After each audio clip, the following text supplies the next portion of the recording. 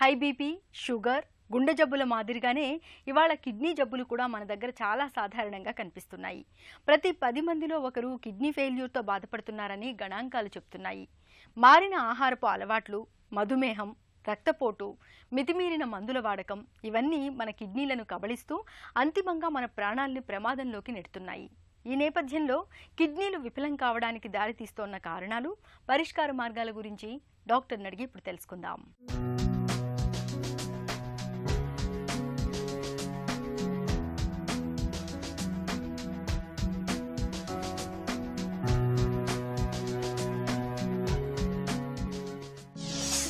కిడ్నీల పనితీరు ఎలా ఉంటుంది? కిడ్నీస్ అనేవి చాలా స్ట్రాంగ్ ఆర్గన్స్, రెండు కలిపి పనిచేస్తాయి. వీటి ముఖ్యమైన పని ఏమిటంటే యూరిన్ ప్రొడ్యూస్ చేసి వ్యర్థాలను దాని ద్వారా బయటకు పంపించడం.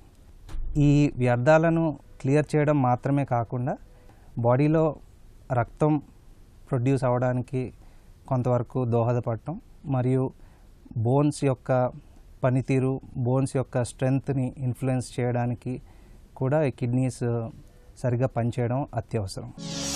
కిడ్నీ జబ్బులు రావడానికి కారణాలేంటి?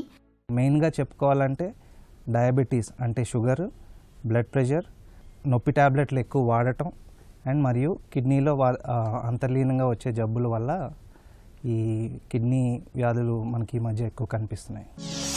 కిడ్నీ వ్యాధుల లక్షణాలు ఎలా ఉంటాయి? కిడ్నీ జబ్బు కనుక వస్తే ఒక్కొక్కసారి వాంతులు అవి ఎక్కువ రావడం, యూరిన్ తగ్గిపోవడం, కాళ్ళు పొంగడం, మొహం పొంగడం, యూరిన్లో ఒక్కొక్కసారి బ్లడ్ పడడం లాంటి మార్పులు రావచ్చు. కానీ అన్ఫార్చునేట్లీ చాలా వరకు కిడ్నీ సిమ్టమ్స్ అన్నవి వేరే వ్యాధులతో వచ్చే సిమ్టమ్స్ని పోలి ఉంటాయి. చాలా వరకు kidney problems blood test, urine test ద్వారా డయాగ్నోజ్ అవుతాయి. కొన్ని సందర్భాల్లో పేషెంట్ రొటీన్ టెస్ట్కి వచ్చినప్పుడు వారి బ్లడ్ అండ్ యూరిన్లో ఉండే మార్పుల ద్వారా కిడ్నీ వ్యాధిని తెలుసుకోవడం జరుగుతుంది. కిడ్నీ ఫెయిల్యూర్ అంటే ఏంటి? ఎన్ని రకాలుగా ఉంటుంది? కిడ్నీ ఫెయిల్యూర్ అంటే కిడ్నీ పూర్తిగా కానీ పాక్షికంగా కానీ సరిగ్గా పనిచేయకపోవడం. పూర్తిగా పనిచేయకపోవడంలో కూడా రకాలు ఉంటాయి. సో కొన్నిసార్లు కిడ్నీ టెంపరీగా పనిచేయకుండా దాని పనితీరు తగ్గిపోతూ ఉంటుంది. అట్లాంటి సందర్భాల్లో ఆ కిడ్నీ ఫంక్షన్ తిరిగి రావడానికి ఆస్కారం ఉంటుంది. ఇంకొన్ని సందర్భాల్లో కిడ్నీ పర్మనెంట్గా ఫెయిల్యూర్ అవుతుంది. సో అటువంటి సందర్భాల్లో కిడ్నీ పనితీరు తిరిగి వెనక్కి రాదు, కిడ్నీ నార్మల్గా ఇంకా పనిచేయదు. ఎక్యూట్ కిడ్నీ ఇంజురీ అంటే ఏంటి? ఎక్యూట్ కిడ్నీ ఇంజురీ అంటే AKI. దీని అర్థం ఏంటంటే కిడ్నీ టెంపరీగా పనిచేయట్లేదు అని. కిడ్నీ టెంపరీగా పనిచేయకపోవడానికి రకరకాల కారణాలు ఉంటాయి. మోస్ట్ కామన్ ఏంటంటే వాంతులు, విరోచనాలు ఎక్కువ అవ్వడం, లేకపోతే యూరిన్ వెళ్ళే మార్గం స్టోన్స్ వల్ల కానీ, యూజువల్గా 65 దాటిన పురుషుల్లో ప్రాస్టేట్ లోపం వల్ల కానీ, వేరే రకమైన కారణాలు, ఎక్యూట్ గ్లోమెరులోనెఫ్రైటిస్ అంటాం, కిడ్నీలో వచ్చే ఒక రకమైన వ్యాధులు, ఆపరేషన్ చేసినప్పుడు ఒక్కొక్కసారి బ్లడ్ ప్రెషర్లో వచ్చే ఫ్లక్చుయేషన్స్ వల్ల. సో ఇటువంటి రకరకాల కారణాల వల్ల టెంపరీగా కిడ్నీ పనితీరు తగ్గొచ్చు.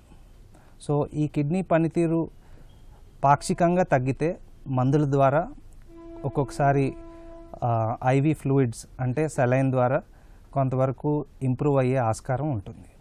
అదే గనక ఇది పూర్తిగా ఫెయిల్ అయితే ఒక్కొక్కసారి డయాలసిస్ అవసరం పడుతుంది. అప్పుడు కిడ్నీ పనితీరు మెరుగయ్యే వరకు ఈ డయాలసిస్ చేసి, కిడ్నీ పనితీరు మెరుగైన తర్వాత డయాలసిస్ స్టాప్ చేయడానికి, పూర్తిగా ఆపేయడానికి ఆస్కారం ఉంటుంది. క్రానిక్ కిడ్నీ డిసీజ్ అంటే ఏంటి?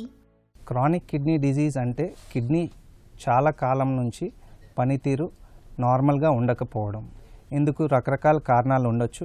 ముఖ్యంగా డయాబెటీస్, హైపర్ టెన్షన్, గ్లోమెరులోనెఫ్రైటిస్ అనే కిడ్నీ సంబంధించిన వ్యాధి, ఇటువంటి కారణాల వల్ల కిడ్నీ పనితీరు నార్మల్ వ్యక్తుల కంటే తగ్గి ఉండొచ్చు.